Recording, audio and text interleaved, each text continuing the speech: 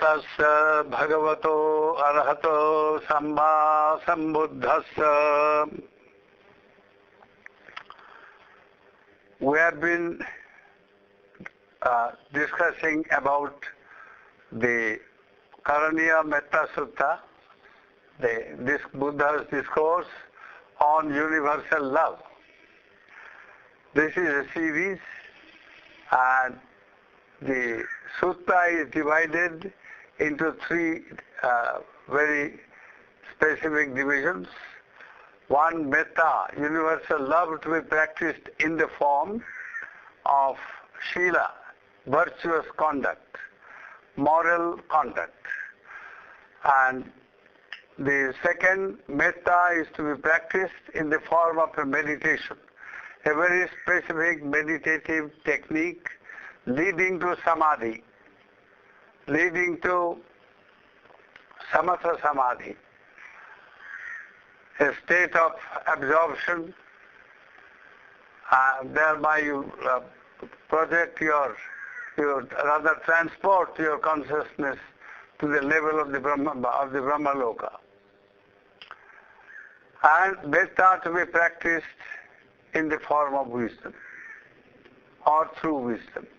We have been discussing that part, and today we will be dilating on that.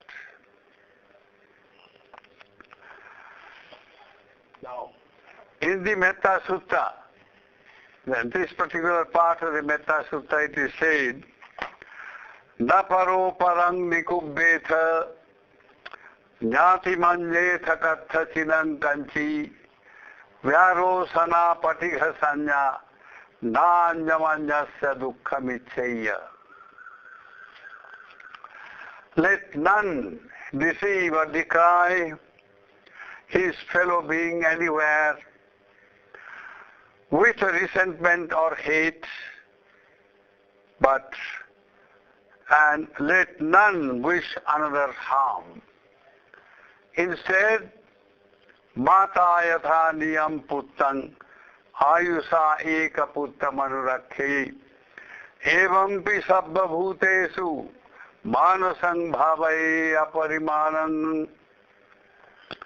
Instead, one cultivate a heart or a consciousness, a state of mind, which is compared with, just as with her own life, a mother shields her only child.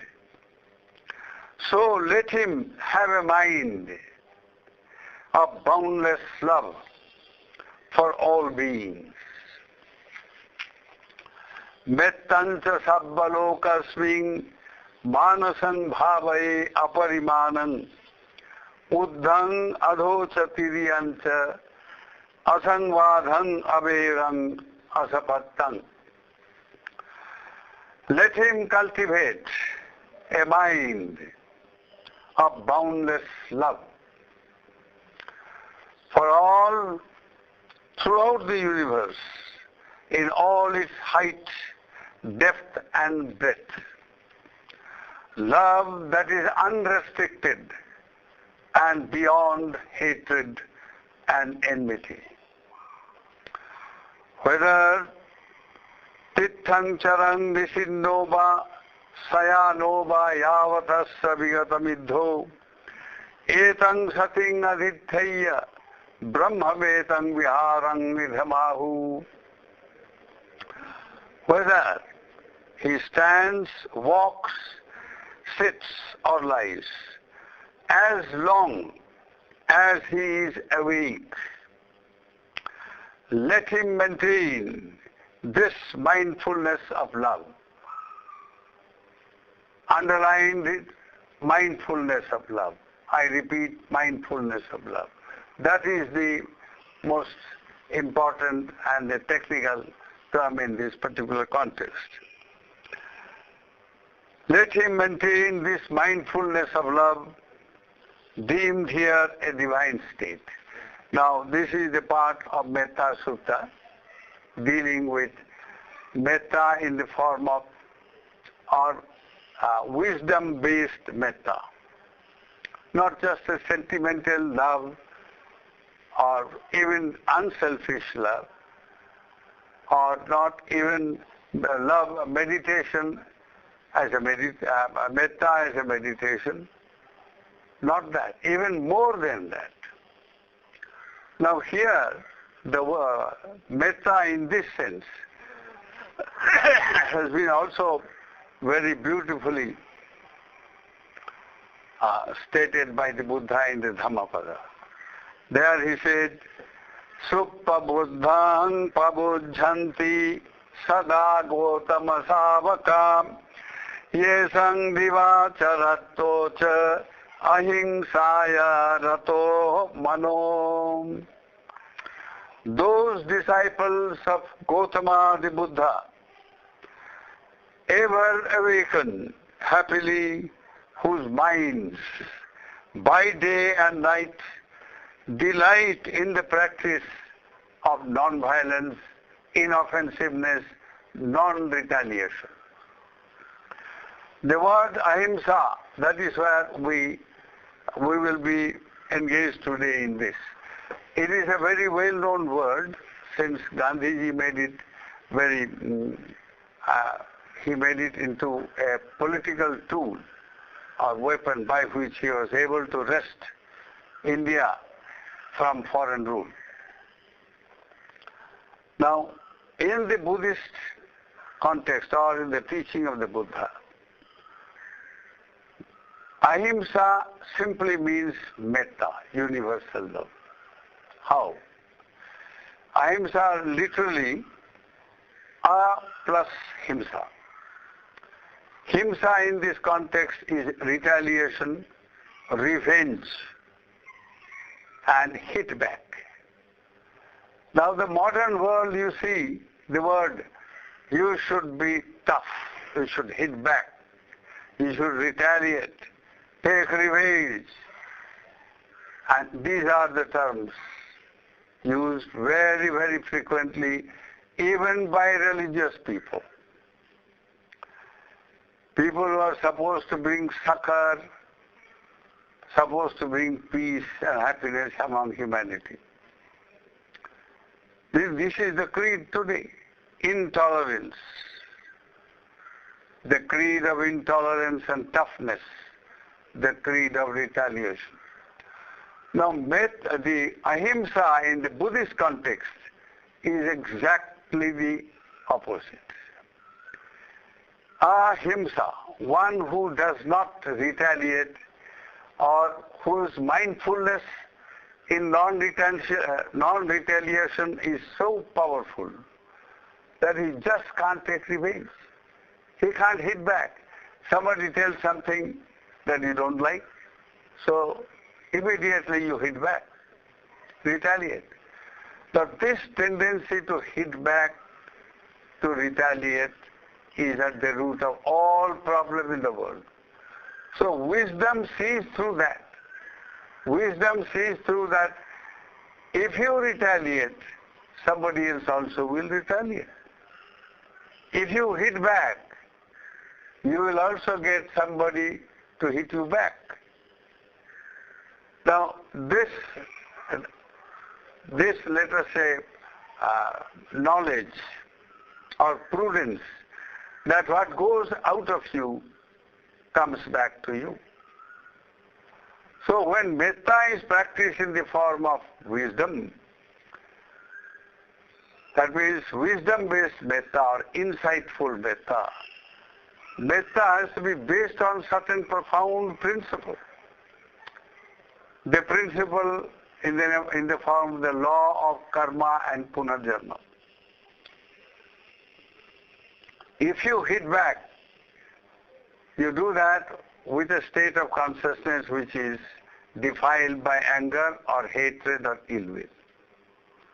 Now this will attract the same emotion, same type of mental trait from the other. If you are angry with somebody, somebody else also is bound to be angry with you. And that is the way of the world. So while living in the world, the philosophy of metta is to go beyond the world. Be in it yet be out of it. Go beyond it. That is the basic philosophy of metta based on wisdom. So this wisdom which says, be in it, be out of it. Not an easy thing to do, but not an impossibility either. It can be done, and can be done very easily if a person is sincere.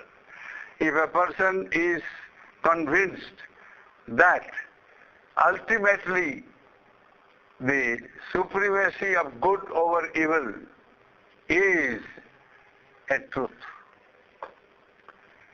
that by hatred or by evil you can never conquer evil, only by good you can conquer. So this philosophy that says no, by hitting back you don't solve a problem.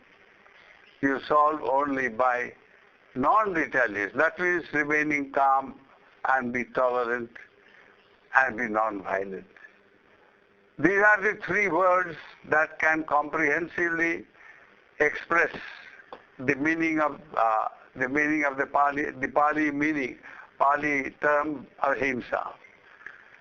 The normal use of the word ahimsa is limited only to non-violence with reference to political movement and this, that and so on.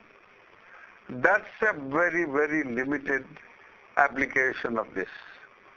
But in the context of Buddhist spiritual life, moral and spiritual life, it has a very wide and comprehensive sense. Now, non-retaliation, if you sincerely believe in it, and you are committed to it as a philosophy of life, you will be surprised that you can never suffer from any kind of remorse, any sense of guilt, anything which says, oh, I shouldn't have done that, but I have done it, and all that. No regret whatsoever. So the ability to control one's anger or hate or any of these negativities by not only not indulging in it, but going beyond it. Non-retaliation is not a negative term. It's a very, very positive term which means metta. You don't retaliate because you have love, because you have tolerance, because you are committed to universal love, which means non-violence. So now, in this Gatha, Bhagavan says that the Gautama Savaka, those disciples of Gautama who delight in practicing ahimsa day in and day out at all times, under all circumstances. Indeed, they enjoy not only peaceful and happy life here and now, but the first thing that they get up, pabujjanti, as soon as they wake up, they enjoy a state of consciousness, a very cheerful, happy and radiant state of mind. And a person who wakes up with a radiant, happy mind, that person is bound to enjoy a radiant, happy mind throughout the day. Even those people who are completely caught up in the superstitious belief that in the morning if you see a cow, okay, your whole day is good. Even such people recognize that the first, the impact of the day on the mind is very, very important. So it says, pabujjanti, suppabuddhang pabujjanti. Very happily, he sleeps very happily and wakes up very radiant and cheerful, so as to enjoy a whole day of peace and happy, peaceful life, untroubled by any tension or any kind of mental or physical or any kind of difficulty, because his mind is already tuned to this kind of radiant, joyful and happy state. So now, the word ahimsa in India has been made very popular by Mahatma Gandhi. His application, of course, is a very limited application as a political weapon. And indeed, he successfully achieved what he achieved, even though he used it in a very negative, in a very, very limited way. Now, an Englishman, very well known, C.F. Andrews, Reverend C.F. Andrews, a very high official of the Church of England, he joined Gandhiji for this movement. He had gone to Java and Sumatra just to visit various places, famous places in Asia. So the Dutch were ruling at that time and they had made it known. You see, places like Borobudur and so on. Borobudur means big Buddha, the great Buddha. Boro means big. Budur means Buddha. It's a whole hill carved out in the form of a big Buddha's image. And it's a wonderful world heritage. So he had gone there, he became so moved by the whole sight. And he said, as I went in and then visited many other places thereafter, I found three things that are evident even in this culture. Human beings have, lovingly put their own thoughts and their deep feelings and philosophy on stone. I found three things. He says, the message of ahimsa. And he termed it in his own way because he knew that the world is very much motivated in the name of religion to be intolerant. So he said, tooth for tooth, eye for eye. That is the philosophy. Hit back, retaliate, zero tolerance. They use the word nowadays, zero tolerance, meaning absolute intolerance. So intolerance has become an accepted reality, and when that happens, the mind too becomes so distorted that everything in life gets distorted. So the modern way of living itself is so distorted that every day we hear nothing but so many people died, so many killed, so many this, so much. That's all, nothing else in the newspaper. So we live in a world of violence because we believe in violence. Because we believe in retaliation, hitting back. Believe in vengefulness. And we believe also that we should not bother about others' pain and suffering. Yes, pain is part of life. They are suffering because it is their job. They are not working hard. They are lazy or anything. They justify it in 100 different ways and try to shield themselves from human suffering. That is the greatest tragedy of modern life. Not to feel the suffering of the other is cruelty. And that is the opposite of compassion, karuna. Karuna means your heart gets moved so profoundly by seeing the suffering and the sorrow and the pain in others that you can do nothing unless you do something about it, either in the form of dana, giving something, or go and talk to the person, some counseling, some words of sympathy, or think profoundly or contemplate that the person may be free from pain and suffering, and doing something about it. Not just believing in mercy or so-called mercy and pity. No, this pity business can be very egoistic. So-called mercy also can be egoistic. Compassion is totally freed from ego. It is based on wisdom. That all of us are suffering. The whole universe is absolutely immersed in the ocean of suffering in 100,000 different ways. People think money can bring everything. Want to see the rich people? They are far more insecure than the so-called poor people. The more you have, the more insecure you are. And the poor are suffering, of course, because they don't have. So this have and have not question, it has been, in modern life it has been discussed in 100 different ways.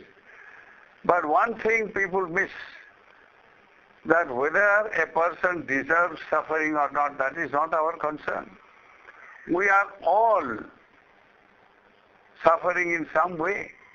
So long we are subject to impermanence, so long we are subject to birth, and therefore to death.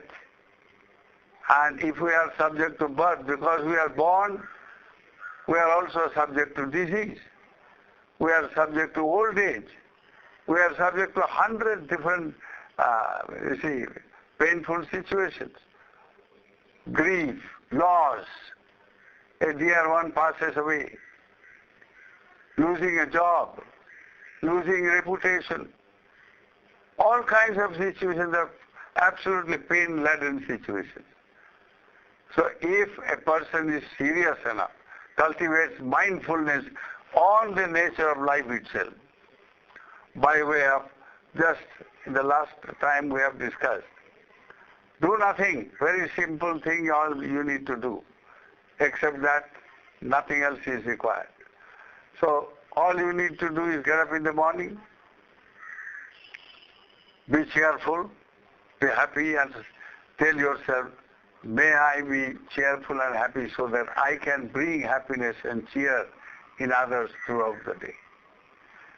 And then do everything with a mindfulness of love, of goodwill, of friendly feeling. Now, consciously and deliberately, if you do that from morning to night, whether you are speaking or you are working or you are cooking or you are supervising in the office or in a factory, or whatever you do it with this mindfulness of goodwill, as distinct from ill will, as distinct from being critical and finding fault and all that. Just see the good side of everything.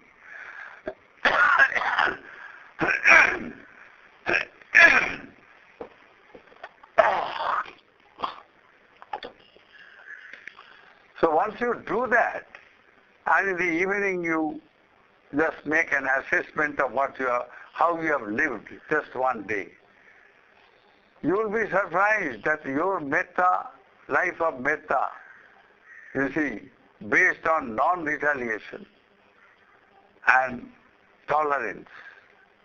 Religious intolerance is the bane of our time.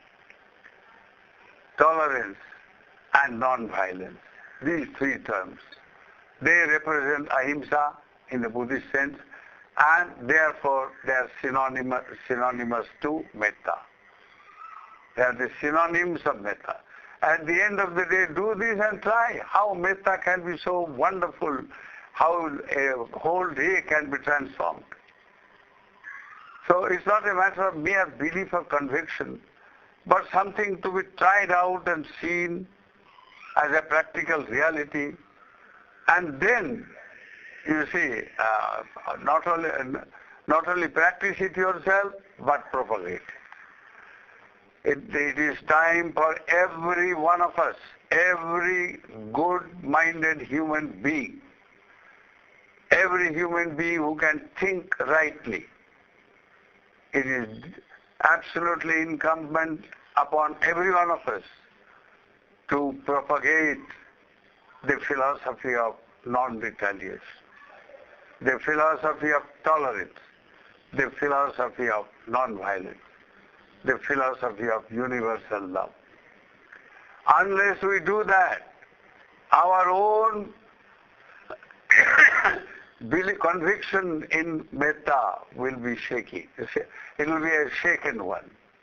That means we can compromise under certain circumstances.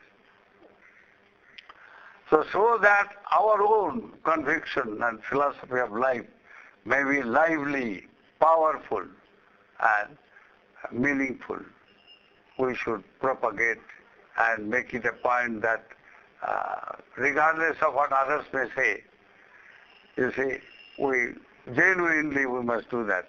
Now, C.F. Andrews, he has put it in words, and I will quote it. He says, harsh voices everywhere today are telling us in strident tones that it is necessary to be intolerant. What a wonderful. That it is imperative to assert ourselves. That it is patriotic to place our own nation first, whether right or wrong. That it is a religious duty to establish our creed first, and by force if any means will do. Buy people, convert people wrongly. So that happens when you try to establish our own creed first, regardless of the truth. So this, he says, India today is torn asunder. Europe too is torn asunder. In fact, the whole world is torn asunder because these sovereign truths of love of Lord Buddha, the Lord Buddha taught, sovereign truths of universal love, compassion, tolerance, he says, which Gautama the Buddha has so wonderfully taught, are now forgotten. Indeed, it's a reality. All of us know that. So when we see the suffering all around us, and because we are also suffering, so it should be natural for every one of us to remove as much of suffering as we can. Now a person, for instance, starts a school and provides literacy and removes ignorance as much as he can from small children or youths or even older people. Now this Vidyadana, this gift of knowledge or skill, itself is practice of metta in a very positive way. Or if you cannot do anything, at least every day there are people, they are very sincere people, but they don't get they are not publicized much. They sit down in front of their house or temple or somewhere with a nice, cool drink of water, and when the country is very hot, everywhere it is hot, that one glass of water can be very soothing and healthful. Now this man or woman does that day in, day out, and he delights in it. He delights in his mind, and he keeps up his mindfulness, the sati of metta, etang sating adithaya. So in this way, there are people in 100 ways that people do that. And those who are committed to this principle or this philosophy of metta, universal love, unselfish love, a love which enables us not to retaliate, not to hit back, which enables us to be tolerant, to hear the other's point of view, and not just dogmatically hold on to your so-called views and ideas. No. And which brings in us a profound conviction that non-violence alone solves all problems. That good alone can go beyond evil. So while living in the world, yet go beyond the world. If that philosophy has to be achieved, This is the one way, no other way. The way of ahimsa as metta, universal love. May the grace of Lord Buddha surround your lives with wisdom and abundant metta, abundant goodwill and friendliness. May you all be happy and well. Sukhino bhavantu.